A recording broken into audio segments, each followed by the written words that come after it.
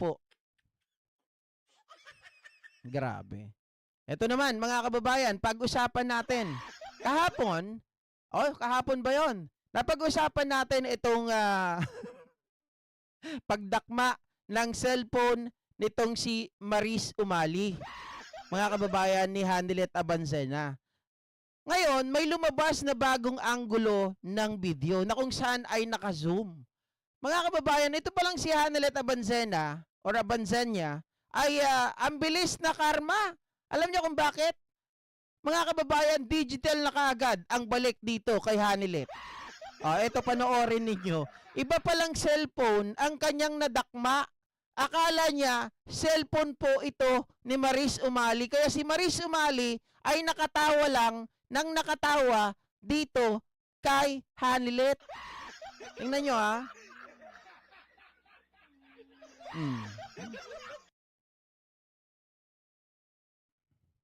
Ayan.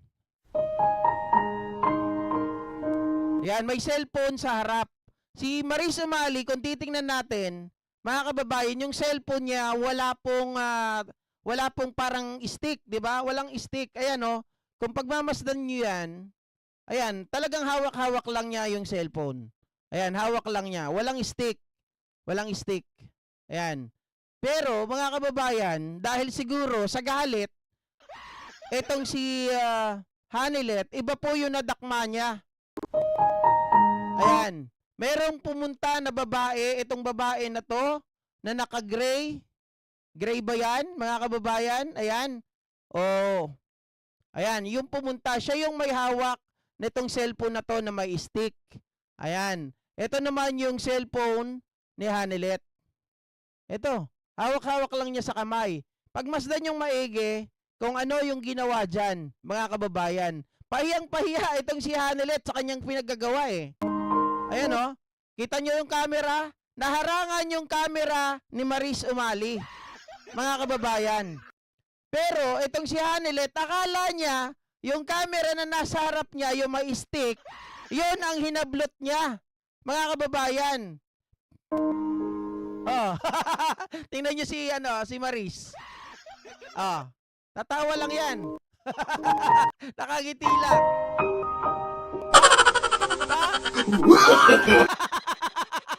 Nawawali.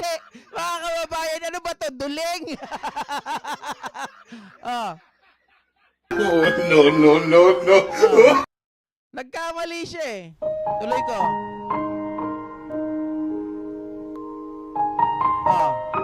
Ayan o. No. Akala niya, cellphone ni Maris Umali, yung kanyang nakuha. Yung pala sa ibang tao. Ayan, ang bilis ng karma. Kasi may plano kang hindi maganda, mga kababayan, nahablutin ang cellphone ni Maris Umali. Akala niya, oy, wag ka dyan. Ibang cellphone pala ang nadali. Kasi nung unang video, hindi nakatutok. Akala ko, mga kababayan, cellphone talaga ni Maris yung may hawak ng stick na yon. Yun pala hindi. Maliwanag na nagkamali itong si Hanilet Abancena sa paghatak doon sa cellphone. Ibang cellphone pala yung nahatak ni Loka. Di pa hiya onte, walang bawi. Ayan, masyado kasing mayabang. Masyadong mapagmataas. Ayan, hindi pinagbigyan ng Panginoon. No.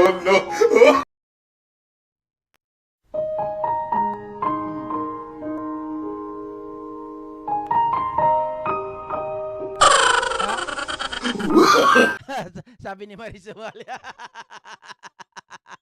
Mali ka doon. Akala mo nadali mo ha. No.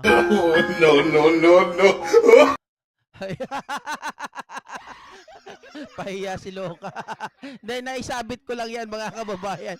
Nakakatuwa naman kasi etong si Hanilet, 'di ba? Yung nagplano ka, naghangad ka na sirain, kunin yung cellphone nung tao, ibang cellphone pala ang nadali mo.